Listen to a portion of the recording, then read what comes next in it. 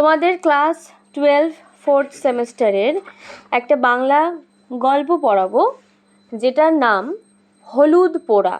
লিখেছেন মানিক বন্দ্যোপাধ্যায়। মানিক বন্দ্যোপাধ্যায় সম্পর্কে আমি কিছু কথা বলার আগেই তোমাদের আমি একটু জিজ্ঞেস করব, এই যে গল্পটার নাম হলুদ পোড়া, তোমাদের কি মনে হয় এই হলুদ পোড়া, জল পোড়া, তেল পোড়া, এই ওয়ার্ডগুলো তোমরা কোথায় শুনেছ? তন্ত্র মন্ত্র, ভূত ঝাড়ানো। এখানে কারা কারা ক্লাসে ভূতে বিশ্বাস করো? মনে হয় যে হ্যাঁ, ভূত প্রেত বলতে সত্যিই কিছু আছে। আচ্ছা, অলমোস্ট সবাই আছে, ঠিক আছে। আমাদের এই গল্পটা হলুদ পোড়া, এটা অনেকটা সেই ভূত প্রেত বিষয়ে, যেটা অ্যাকচুয়ালি কুসংস্কার, সেই জিনিসটা নিয়েই আমাদের এই গল্পটা। যে কিভাবে সমাজে প্রচলিত কুসংস্কার, ভয়, অন্ধবিশ্বাস, অজ্ঞতা মানুষকে কতটা বিপদের মুখে ফেলে দিতে পারে। আজকের গল্প সেটা নিয়ে। লিখেছেন মানিক বন্দ্যোপাধ্যায়। আমাদের এই মানিক বন্দ্যোপাধ্যায়ের জন্ম 19শে মে 1908 সালে এবং মৃত্যু 3রা ডিসেম্বর 1956 সালে। তিনি জন্মগ্রহণ করেন বিহারের সাঁওতাল পরগনা, বর্তমানে আমাদের ঝাড়খণ্ড রাজ্য, সেই ঝাড়খণ্ড রাজ্যের দুমকা শহরে। এবং ওনার প্রকৃত নাম কিন্তু মানিক বন্দ্যোপাধ্যায় না, ওনার প্রকৃত নাম হচ্ছে প্রবোধ কুমার বন্দ্যোপাধ্যায়। প্রথম বিশ্বযুদ্ধের পর পুরো পৃথিবী জুড়ে মানে একটা আমাদের যে মানবিক যে মূল্যবোধ, ঠিক আছে, সেটা একদম চরম সংকটে পৌঁছায়। তো সেই সময়কার যে লেখক বা কবি, তাদের মধ্যে একজন অন্যতম ছিলেন আমাদের মানিক বন্দ্যোপাধ্যায়। উনি একটা সেই বৈপ্লবিক চেতনা নিয়ে, ঠিক আছে, সেই সময় তৎকালীন সময়ে সমাজের যে চিত্র, সেটা নিয়ে উনি গল্প লিখতেন, ঠিক আছে, কবিতাও লিখতেন। ওনার যত উপন্যাস আছে, সেই উপন্যাসগুলোর মধ্যে বিশেষ বিশেষ কিছু শ্রেষ্ঠ বলতে গেলে সৃষ্টি হচ্ছে পুতুল নাচের ইতিকথা। এটা পারলে তোমরা ফ্রি টাইমে পড়ো, আমি বলবো খুব সুন্দর, ঠিক আছে। পুতুল নাচের ইতিকথা, পদ্মা নদীর মাঝি, অতসী মামি, এটাও সুন্দর। আমাদের হলুদ পোড়া, এরকম অনেক অনেক বাংলা সাহিত্যে ওনার অনেক গল্প আছে। এবং আমাদের এই যে গল্পটা হলুদ পোড়া, এটা হলুদ পোড়া গল্পগ্রন্থ থেকেই নেওয়া হয়েছে। এবার চলো আমরা গল্পটা শুরু করি, তাহলে বুঝতে পারবে যে এই গল্পটা আসলে কিসের ব্যাপারে। আমি বিশেষ কিছু বলবো না, জাস্ট প্রথমে তোমাদের বলে দিলাম গল্পটার থিম কি। কুসংস্কার, মানুষের অজ্ঞতা, হ্যাঁ, এই ভূত প্রেতে বিশ্বাস মানুষকে কতটা ডেঞ্জারাস জায়গায় নিয়ে যেতে পারে, সেটা নিয়ে এই গল্পটা। আর তোমরা সবাই কিন্তু ভূতে বিশ্বাস করো, তোমাদের কি হতে পারে সেটাও গল্পটা শুনে জেনে নাও। সে বছর কার্তিক মাসের মাঝামাঝি 3 দিন আগে পরের গায়ে দুটো খুন হয়ে গেল। কার্তিক মাসের মাঝামাঝি পরের গায়ে, ঠিক আছে, কটা খুন হলো? দুটো খুন হয়ে গেল।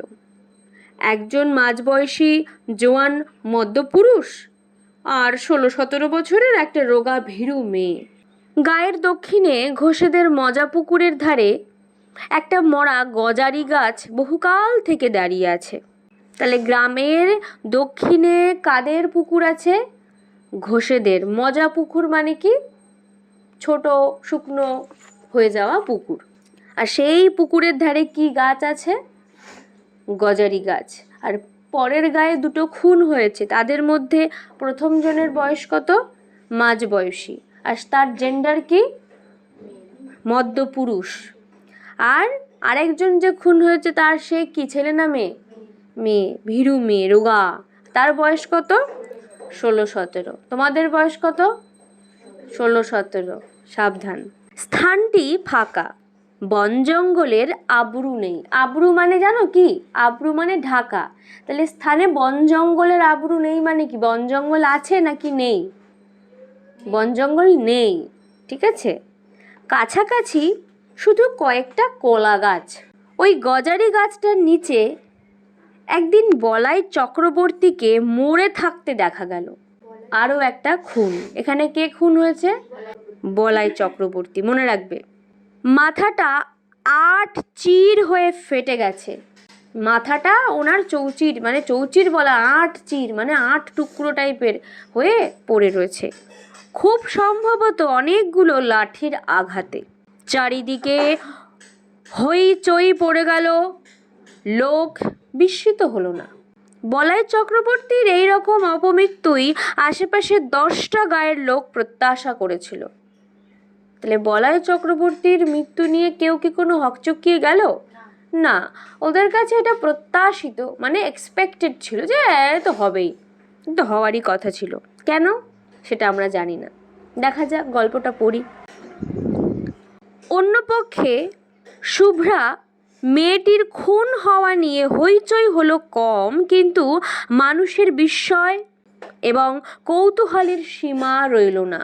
তাহলে এরপরে যখন শুভ্রা মেয়েটির খুন হলো, শুভ্রা নামে মেয়েটার খুন হলো, তখন কিন্তু সবাই বিস্ময় আর কৌতূহলে ভরে গেল যে এই মেয়েটা কেন খুন হলো। গেরস্থ ঘরের সাধারণ ঘরোয়া মেয়ে গায়ের লোকের চোখের সামনে 8-10টা মেয়ের মতো বড় হয়েছে, বিয়ের পর শ্বশুর বাড়ি গেছে এবং মাসখানেক আগে যথারীতি বাপের বাড়ি ফিরে এসেছে ছেলে বিয়েবার জন্য। পাশের বাড়ির মেয়েরা পর্যন্ত কোনোদিন কল্পনা করার ছুতো পায়নি যে মেয়েটার জীবনে খাপ ছাড়া কিছু লুকোনো ছিল।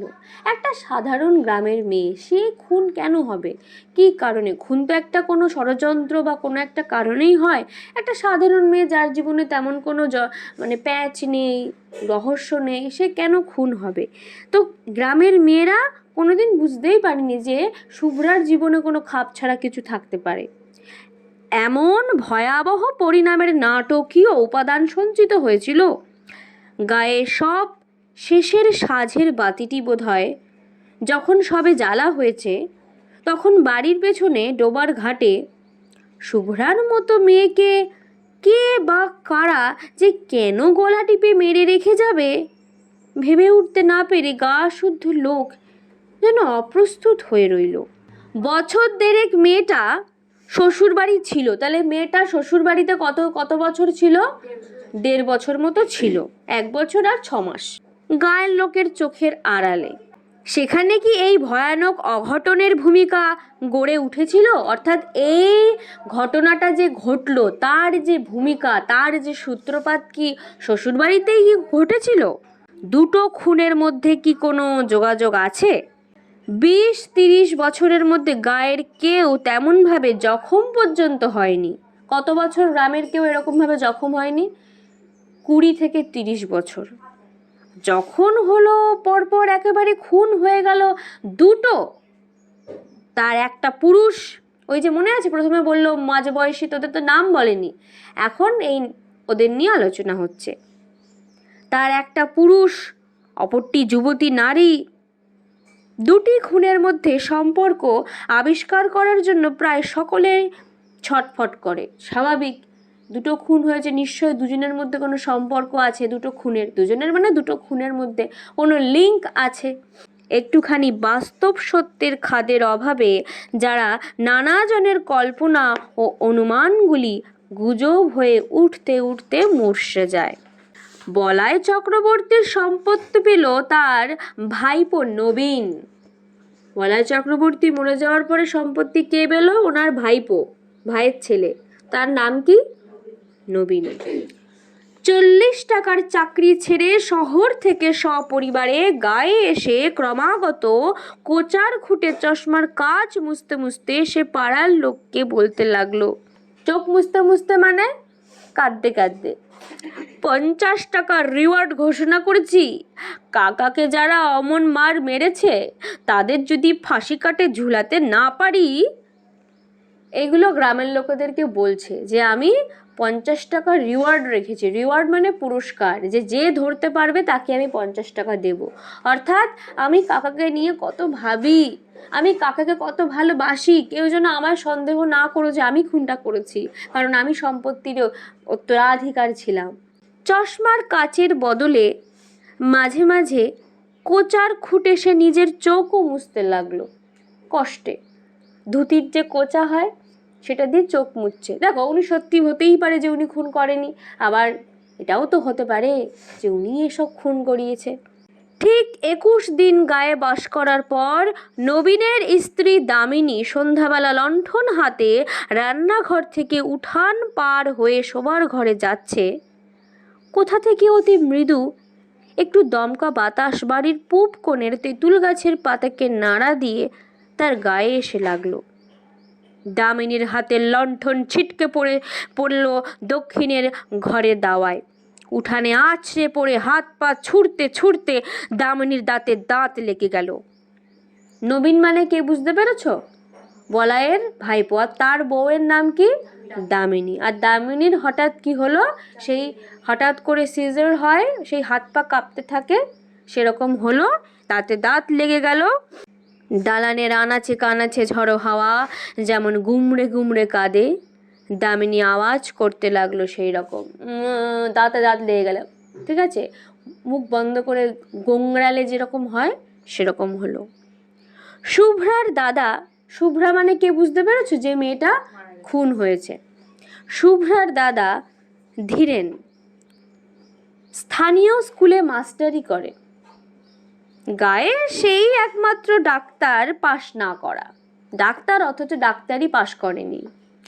ফিজিক্সে অনার্স নিয়ে বিএসসি পাশ করে 7 বছর, কত বছর?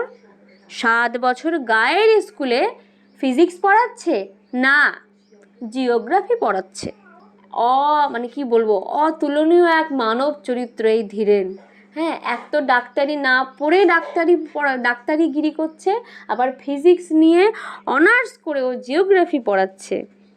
প্রথম দিকে প্রবল উৎসাহের সঙ্গে 47খানা বই নিয়ে লাইব্রেরি, 7 জন ছেলেকে নিয়ে তরুণ সমিতি, বই পড়ে সাধারণ রোগে বিনামূল্যে ডাক্তারি, এইসব আরম্ভ করেছিল। গেও একটি মেয়েকে বিয়ে করে 2 বছরে 4টি ছেলে মেয়ের জন্ম হওয়ায় এখন অনেকটা ঝিমিয়ে গেছে।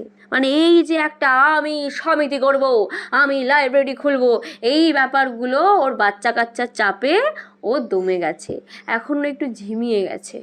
না, আর আমি তরুণ সমিতি করতে পারছি না, কারণ আমার বাড়িতেই 4-4টে তরুণ হয়ে গেছে। লাইব্রেরির বইয়ের সংখ্যা 300তে উঠে থেমে গেছে। 300 বইয়ের বেশি লাইব্রেরিতে আর হচ্ছেই না। তার নিজের সম্পত্তি হিসেবে বইয়ের আলমারি তার বাড়িতেই তালাবন্ধ হয়ে থাকে, চাঁদা কেউ দেয় না।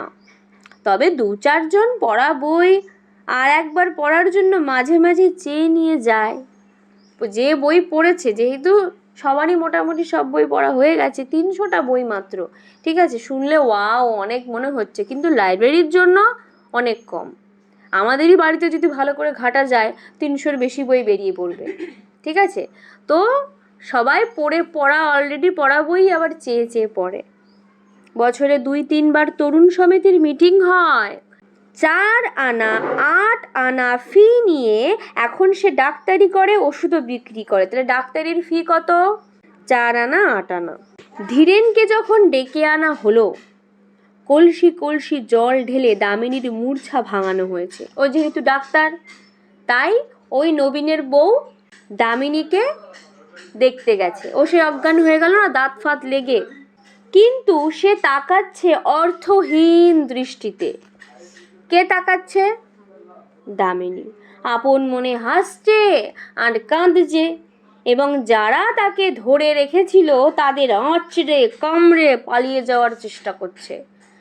এইটা যদি গ্রামে হয় যে একটা এরকম করে হাসছে কাঁদছে আর মাঝে মাঝে হাঁচড়ে দিচ্ছে কামড়ে দিচ্ছে, কি হয়েছে বলো তো? একদম এর ভূতে ধরেছে। ভালো কথা। ধীরেন গম্ভীর চিন্তিত মুখে বলল, শাহপুরের কৈলাস ডাক্তারকে একবার ডাকা দরকার। আমি চিকিৎসা করতে পারি, তবে কি জানেন, আমি তো পাশ করা ডাক্তার নই, দায়িত্ব নিতে ভরসা হচ্ছে না। বুড়ো পঙ্কজ ঘোষাল বলাই চক্রবর্তীর অনুগ্রহে বহুকাল সপরিবারে পরিপুষ্ট হয়েছিলেন। বলাই চক্রবর্তী মানে যে লোকটা মারা গেছে, খুন হয়েছে, সে তার সান্নিধ্যে আমাদের এই পঙ্কজ ঘোষাল, কি নাম বললাম, উনি বেশ পরিপুষ্ট হয়েছিলেন। তিনি বললেন, ডাক্তার, ডাক্তার কি হবে, তুমি আমার কথা শোনো বাবা নবীন, কুঞ্জকে অবিলম্বে ডেকে পাঠাও। কুঞ্জটাকে দেখি, জানি না আমরা। গায়ের যারা ভিড় করেছিল তারা প্রায় সকলেই বুড়ো ঘোষালের কথায় সায় দিল, যে হ্যাঁ হ্যাঁ দাদু ঠিক বলেছ, ঠিক ঠিক ঠিক আছে এরকম।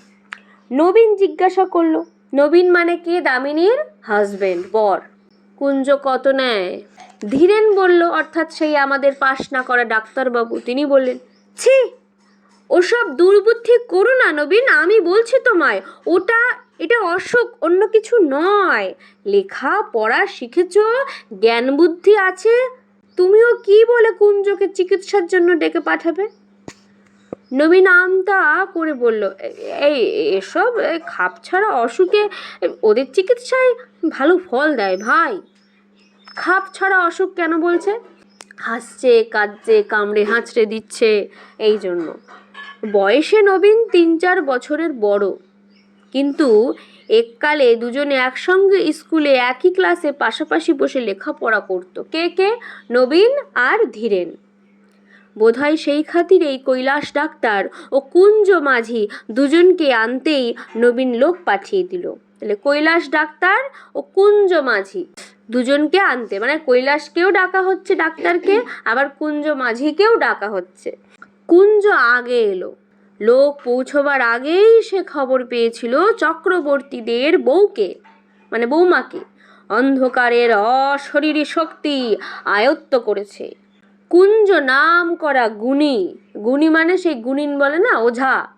মাঝি কাম ঘোষা, 2 রকম ওনার পেশা, ঠিক আছে।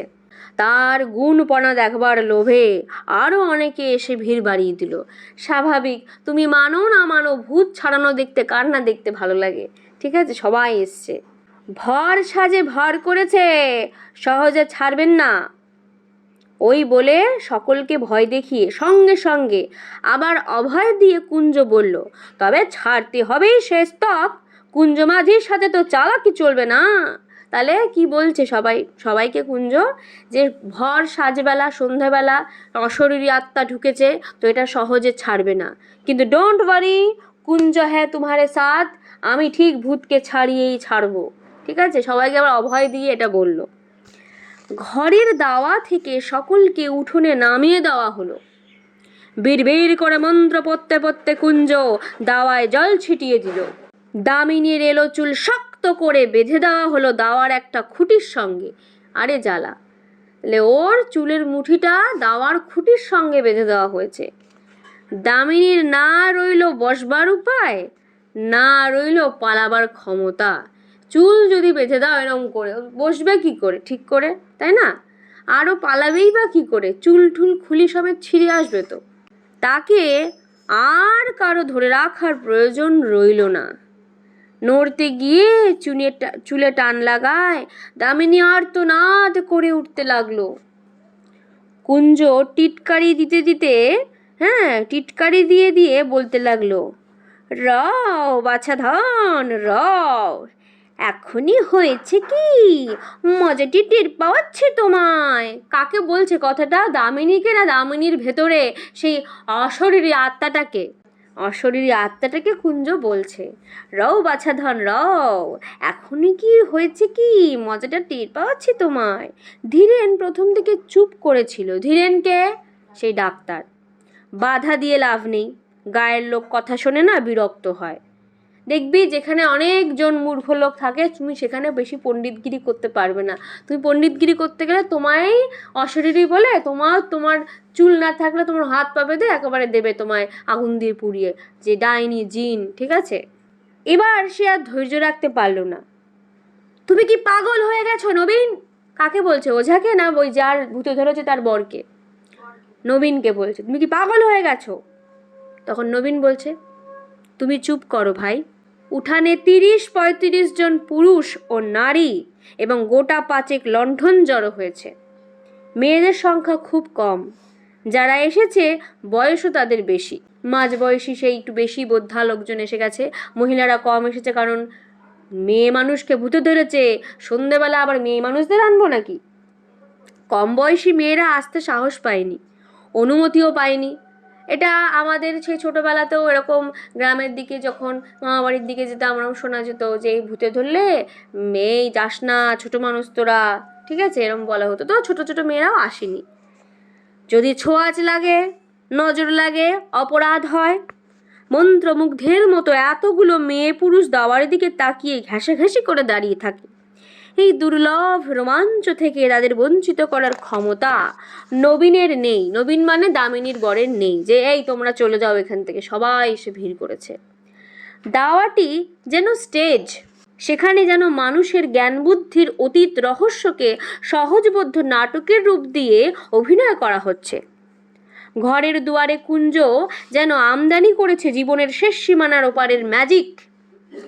এমন ঘরোয়া, এমন হয়ে উঠেছে দামিনীর মধ্যে অভেদী ভয়ঙ্করের এক ঘনিষ্ঠ আবির্ভাব। ভয় সকলে ভুলে গেছে, শুধু আছে তীব্র উত্তেজনা এবং কৌতূহল ভরা পরম উপভোগ্য শিহরণ। দেখো, আমরা অনেকে ভূত মানি কি ভূত মানি না, কিন্তু ভূতের সিনেমা দেখতে বেশ মজাই লাগে। এখানে ভূত ঝাড়ানো দেখতে এসছে লোকজনরা, ওই মজা নিতে এসেছে।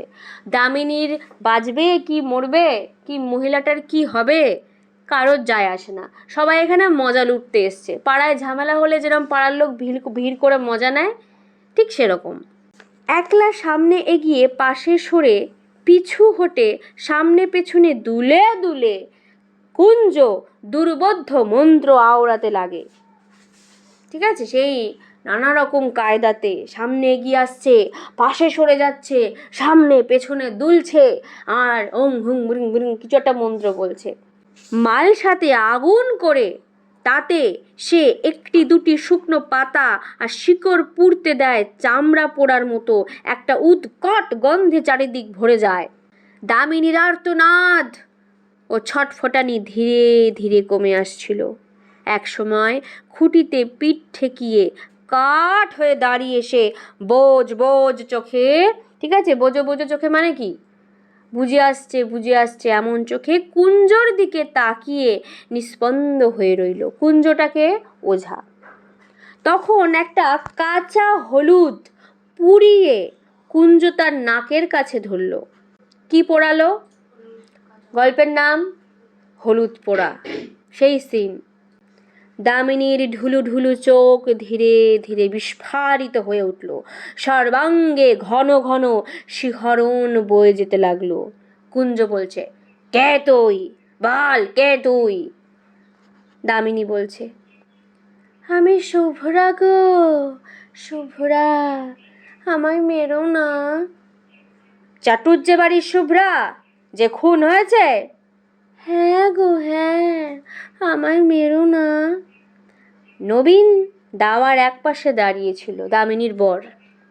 তার দিকে মুখ ফিরিয়ে কুঞ্জ বলল, কুঞ্জ মানে ওঝা বলল, ব্যাপার বুঝলেন কর্তা?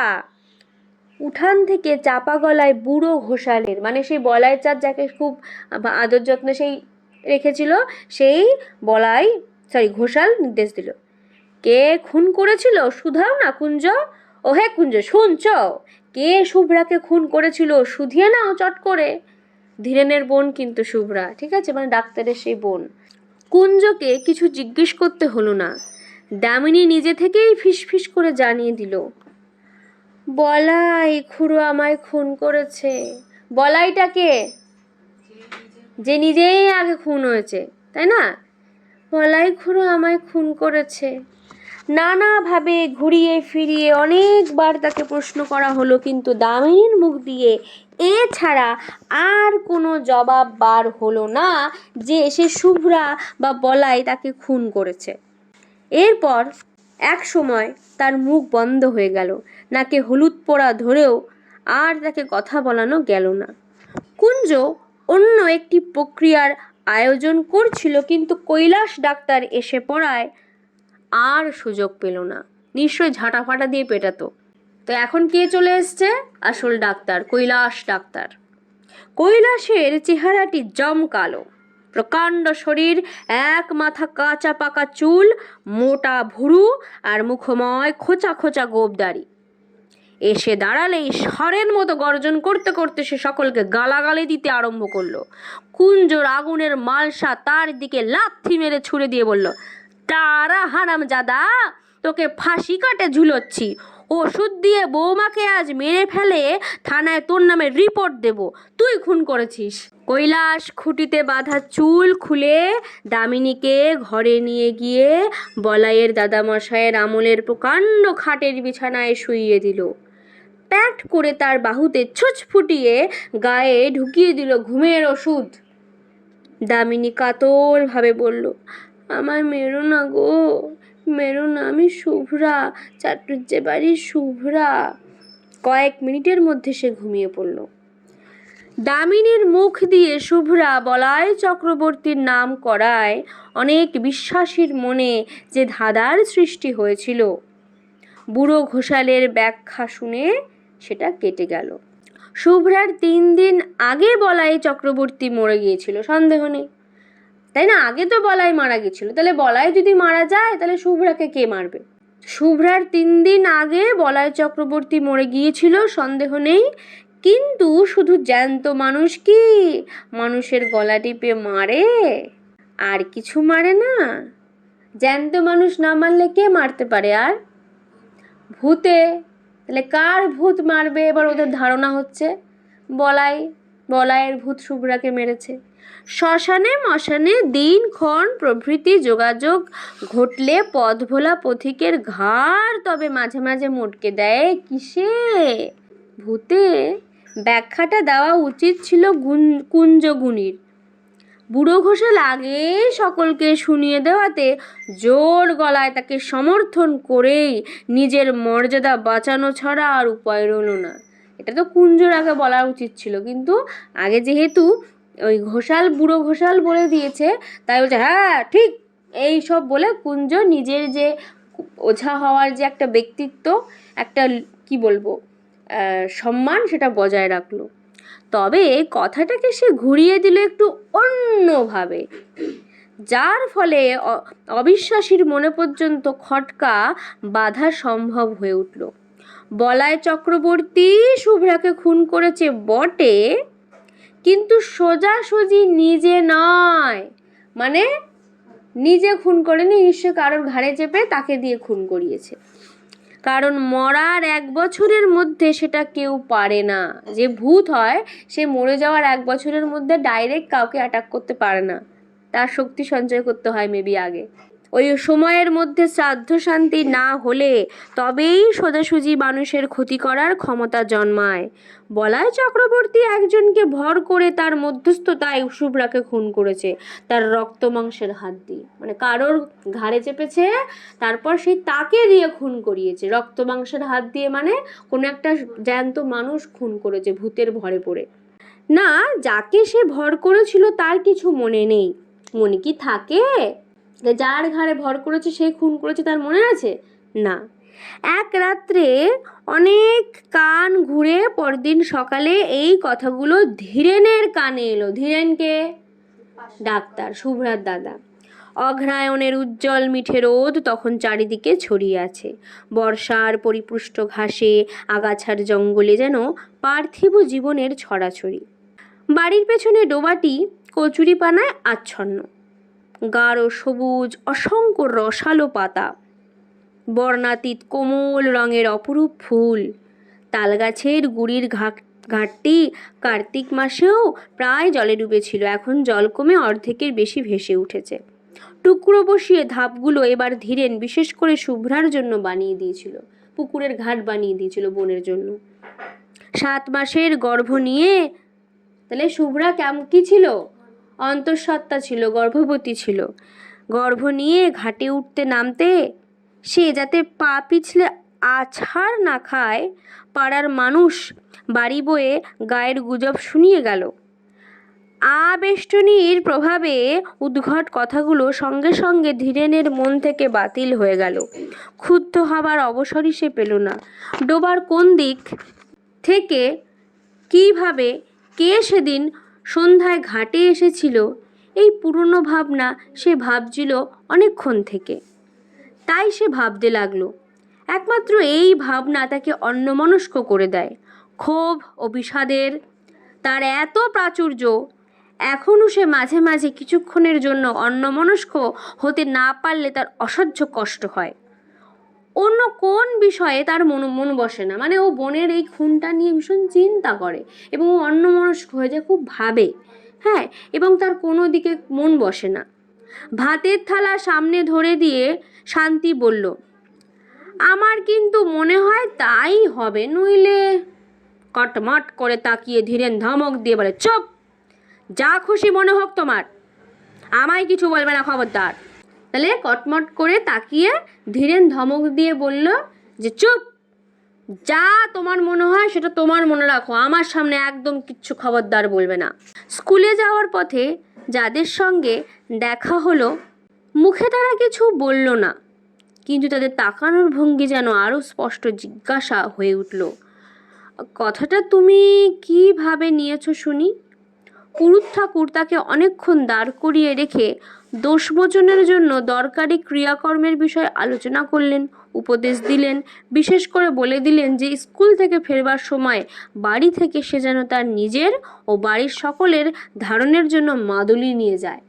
অপমৃত্যু, মাদুলি নিয়ে ঘুরো। স্কুলে পা দেওয়ার পর থেকে ধীরেনের মনে হতে লাগলো সে যেন বাইরের কোনো বিশিষ্ট অভ্যাগত স্কুল পরিদর্শন করতে এসছে। তার 7 বছরের অভ্যস্ত অস্তিত্বকে আজ এক মুহূর্তের জন্য কেউ ভুলতে পারছে না। প্রথম ঘন্টাতেই ক্লাস ছিল। স্কুলে পড়ায় অর্ধেক ছেলে আড়ষ্ট হয়ে বসে আছে, বাকি অর্ধেক নিজেদের মধ্যে গুজগাছ ফিসফিস করছে। কি নিয়ে? এই ভুতুড়ে খুন নিয়ে। নিজেকে জীবন্ত ব্যঙ্গের মতো মনে হচ্ছিল। বইয়ের পাতায় চোখ রেখে ধীরেন পড়তে লাগলো। চোখ তুলে ছেলেদের দিকে তাকাতে পারল না। ঘন্টা কাবার হতেই হেডমাস্টার ডেকে পাঠালেন। হেডমাস্টার বলছে, তুমি 1 মাসের ছুটি নাও ধীরেন। 1 মাসের ছুটি? মথুরবাবু এইমাত্র বলে গেলেন আজ থেকেই ছুটি পাবে, আজ আর তোমার পড়িয়ে কাজ নেই। মথুরবাবু স্কুলের সেক্রেটারি, মাইলখানেক পথ হাঁটলেই তার বাড়ি পাওয়া যায়। চলতে চলতে মাঝপথে ধীরেনের মাথাটা কেমন ঘুরে গেল। কদিন থেকে হঠাৎ চেতনায় ঝাঁকি লেগে মাথাটা তার এইরকম ঘুরে উঠছে। চিন্তায় ও অনুভূতির আকস্মিক পরিবর্তনের সঙ্গে এই ঝাঁকি লাগে, অথবা এমনই ঝাঁকি লেগে তার চিন্তা এবং অনুভূতি বদলে যায়। গাছতলায় কিছুক্ষণ বিশ্রাম করে সে বাড়ির দিকে পা বাড়ালো। মথুরবাবু এখন হয়তো খেয়ে দিয়ে বিশ্রাম করছেন। এখন তাকে বিরক্ত করা উচিত হবে না। স্কুল থেকে তাড়িয়ে দেওয়া হয়নি, 1 মাসের ছুটি দেওয়া হয়েছে। 1 মাসের মধ্যে মথুরবাবুর সঙ্গে দেখা করার অনেক সময় সে পাবে। আজ গিয়ে হাতে পায়ে না ধরাই ভালো। মথুরবাবু যদি দয়া হয়, যদি তিনি বুঝতে পারেন যে তার বোন খুন হয়েছে বলে দামিনীর ঘোষণার ফলে তার বোনের কাল্পনিক কেলেঙ্কারি নিয়ে চারিদিক হইচই হচ্ছে বলে তাকে দোষী করা উচিত নয়, তাহলে মুশকিল হতে পারে। অর্থাৎ ওর বোনের খুন নিয়ে চারিদিকে উল্টোপাল্টা গুজব রটেছে, এখন তাই সবাই ওকে একটু এক ঘরে করে দেখছে। ওকে ঠিক, বাবা একে নিয়ে বেশি কথা হচ্ছে, তাহলে একে স্কুলে পাঠানোর দরকার নেই। ছুটি বাতিল করে কাল থেকে কাজে যাবার অনুমতি হয়তো তিনি দিয়ে বসবেন। এতক্ষণ খেয়াল হয়নি, এখন সে বুঝতে পেরেছে যে নিয়মিতভাবে প্রতিদিন স্কুলে ছেলেদের পড়ানোর ক্ষমতা তার নেই। মথুরবাবুর সামনে গিয়ে দাঁড়াতে লজ্জা হচ্ছে। চেনা মানুষের সঙ্গে দেখা হয়ে যাবার ভয়ে সে মাঠের পথ ধরে বাড়ি ফিরছে। বাড়ি গিয়ে ঘরের মধ্যে লুকোতে হবে। দুর্বল শরীরটা বিছানায় লুটিয়ে দিয়ে ভারী মাথাটা বালিশে রাখতে হবে। ওর মাথা ভার হয়ে গেছে, টেনশানে, একটা চিন্তায়, ঠিক আছে, বাড়িতে গিয়ে শোবে। সারা দুপুর ঘরের মধ্যে শুয়ে বসে ছটফট করে কাটিয়ে শেষবেলায় ধীরেন উঠোনে বেরিয়ে গেল। উঠোনে বেরিয়ে এসে মাজা বাসন হাতে নিয়ে শান্তি ঘাট থেকে উঠে আসছিল। ডোবার ধারে প্রকাণ্ড বাঁশঝাড়টায় ছায়ার মানুষের মতো কি যেন একটা নড়াচড়া করছে। ধীরে নার্তনাদ করে উঠল, কে ওখানে, কে? শান্তির হাতের বাসন ঝনঝন শব্দে পড়ে গেল। উটি পড়ি করে কাছে ছুটে এসে ভয়ার্ত কণ্ঠে জিজ্ঞাসা করলো, কোথায়, কে, কোনখানে? বাঁশঝাড় থেকে চেনা গলায় আওয়াজ এলো, আমি মাস্টার বাবু, বাঁশ কাটছি। কে তোকে বাঁশ কাটতে বলেছে? শান্তি বলল, আমি বলেছি। খ্যান্তি পিসি বলল, নতুন একটা বাঁশ কেটে আগা মাথা একটু পুড়িয়ে ঘাটের পথে আড়াআড়ি ফেলে রাখতে, ভোরে গিয়ে সরিয়ে দেবো, সন্ধ্যার আগে পেতে রাখবো, তুমি যেন আবার ভুল করে বাঁশটা ডিঙিয়ে যেও না।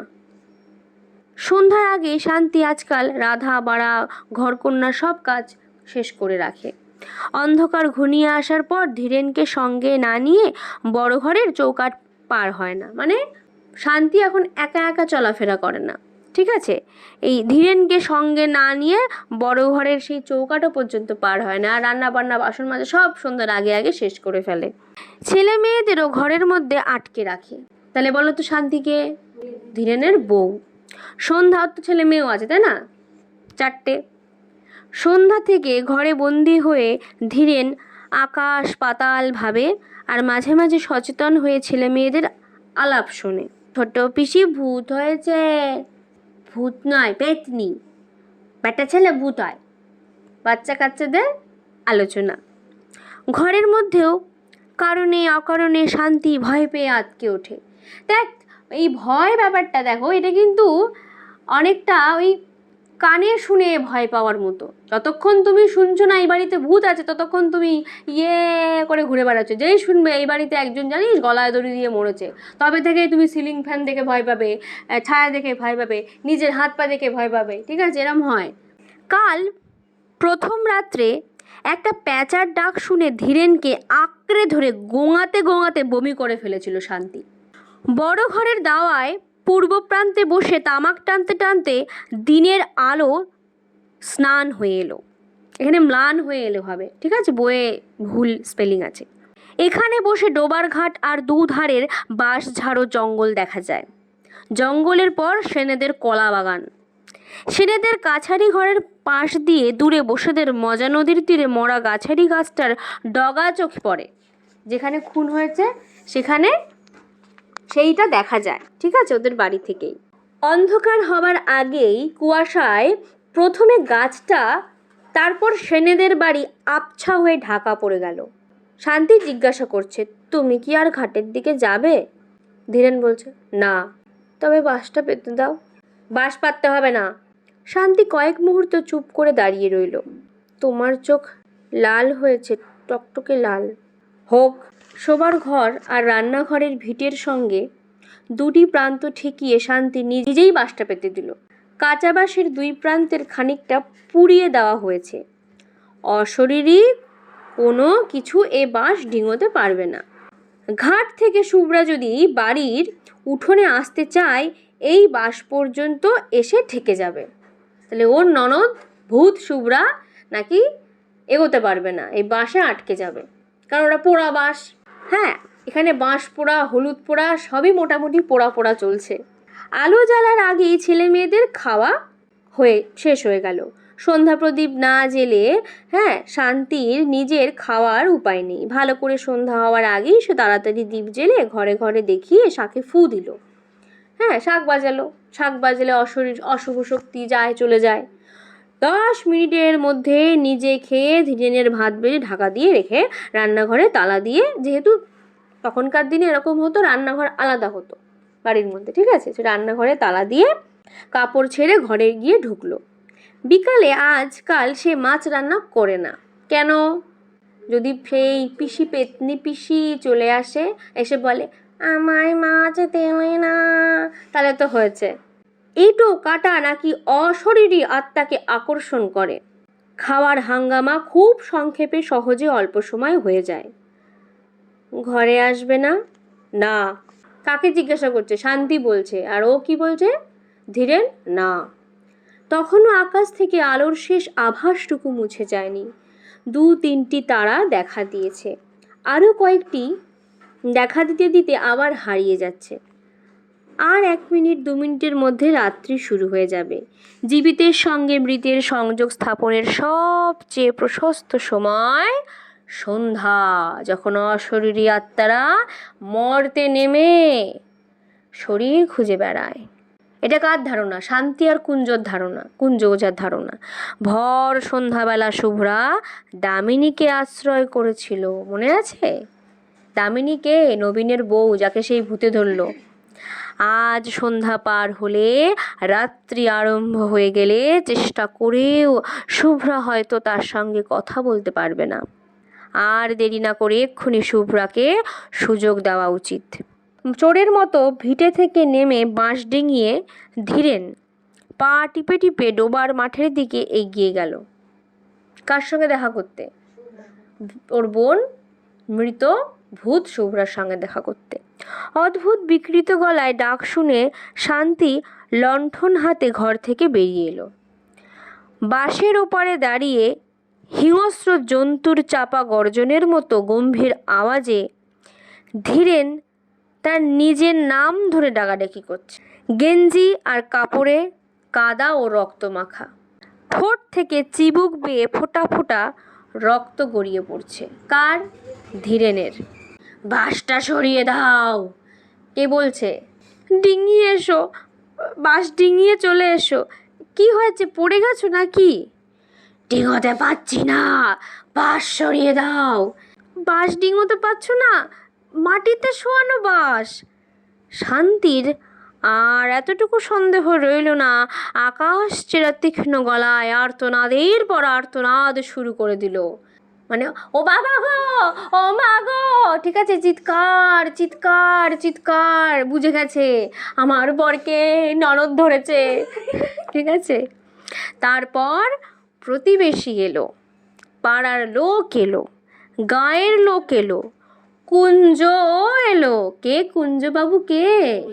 হ্যাঁ, ওঝা। 3-4 কলস জল ঢেলে ধীরেনকে স্নান করিয়ে দেওয়ার খুঁটির সঙ্গে তাকে বেঁধে ফেলা হলো। কেন ওকে খুঁটির সঙ্গে বাঁধলো? কেন? ওর চুল নেই লম্বা লম্বা, নাহলে ওর চুলের মুঠি বেঁধে দিত।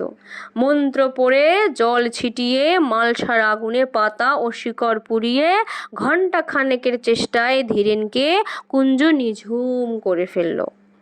তারপর মালসার আগুনে কাঁচা হলুদ পুড়িয়ে ধীরেনের নাকের কাছে ধরে বজ্র কণ্ঠে জিজ্ঞাসা করল, কে তুই?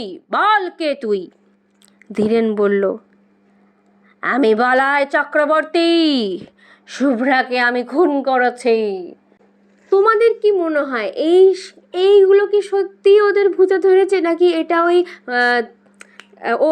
সিনেমাটার নাম কি যেন, ভুলভুলাইয়ার মতো একটা সাইকোলজিক্যাল ডিসঅর্ডার? যে একটা গল্প তুমি যদি শোনো আর তোমার যদি মাথার মধ্যে সেই গল্পটা ভীষণ গভীরভাবে রেখাপাত ফেলে, তো তোমার মস্তিষ্কের বিকৃতি হতে পারে এবং তুমি নানা রকম নিজেই নিজের মাথায় গল্প বানিয়ে তুমি নিজেই একটা চরিত্র ধরতে পারো, যেটাকে মাল্টিপল ডিসঅর্ডার বলে, মাল্টিপল পার্সোনালিটি ডিসঅর্ডার।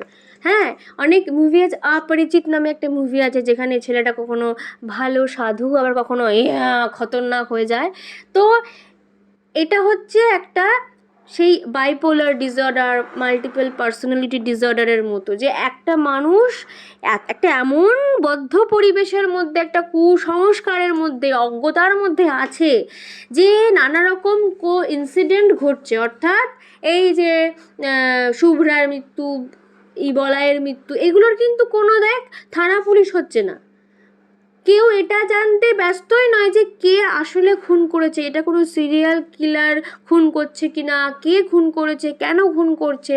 হ্যাঁ, শুধু কি নিজেদের মধ্যেই ভূত ভূত ভূত ভূত করে কি হলো না, দামিনীও কিন্তু নিশ্চয়ই শুভ্রাকে নিয়ে কি মৃত্যু নিয়ে, যেহেতু দেখ, খেয়াল করে দেখ, যে বাড়ির লোকের ভূতে ধরেছে সেই বাড়ির লোকেই মরেছে। দামিনীর জ্যাঠা শ্বশুর মারা গেছে, আর এদিকে আমাদের ধীরেনের নিজের বোন মারা গেছে। পাড়ার গ্রামের কিন্তু আর কারোর কিন্তু এসব হয়নি। তারা বোঝাই তো যাচ্ছে যে এই মৃত্যুগুলো ওদের মনে ভীষণ গভীরভাবে কিছু একটা ভাবাচ্ছে। আর এই প্রচণ্ড ভাবানো, প্রচণ্ড টেনশন, নিজের থেকে বানানো ভয়, হ্যাঁ, বা নানা রকম কারণে একটা মানুষের মন বড় জটিল, মানুষের মন যে কি কি ভাবতে পারে সে মানুষ নিজেও জানে না। এবং এইগুলো হচ্ছে সেই বিভিন্ন রকম মানসিক চাপের কারণেই এইগুলো হয়। অত্যাধিক ভয়, অত্যাধিক চিন্তা, টেনশন, বিভিন্ন ধরনের জিনিস থেকে এরকম ডিসঅর্ডার হতে পারে। এটা কোনো ভূতে ধরা নয়, এটা একটা মানুষের মস্তিষ্কের বিকৃতি এবং ডিসঅর্ডার, যেটা সারানো যায় কাউন্সেলিংয়ের মাধ্যমে। যে তুমি তোমার মনের চাপা কষ্টগুলো বলো, যখন আমরা কষ্টগুলো বলি আমাদের আর সমস্যা হয় না। ঠিক আছে, আমরা যদি খুব এক্সারসাইজ করি রাত্রেবেলা ঘুমোতে যাওয়ার আগে, খুব শারীরিক চাপ করি, আমাদের স্লিপ প্যারালাইসিস হয়, অর্থাৎ শরীর নাড়াতে পারি না, ব্রেন জেগে যায় কিন্তু এরকম হয় একটা দিক নড়ছে, আমি জেগে আছি কিন্তু আমি শরীর নাড়াতে পারছি না, কথা বলতে পারছি না, বলে বোবা ভূতে ধরেছে। সে বোবা ভূত ফুত কিছুই না, ওটা আমাদের অত্যাধিক স্ট্রেস, অত্যাধিক টেনশন বা শারীরিক ফিজিক্যাল স্ট্রেসের কারণে আমাদের এইসব হয়, নানা রকম কারণে আমাদের এরকম হয়। তো এইগুলোকে ভূতের সঙ্গে তুলে ধরার কারণ নেই। কিন্তু আজকের গল্পে আমরা কি দেখতে পারলাম, যে এদের জীবনে এই যে এত কিছু তোলপাড় হচ্ছে এদের গ্রামে, কেন? একটাই কারণ, কুসংস্কার, অশিক্ষা, অজ্ঞতা এবং কি ভূত প্রেত, এই যে তোমরা মানো, ফার্স্টেই বললে, এই মানার এবং অত্যাধিক বিশ্বাসের কারণে এত কিছু হয়েছে।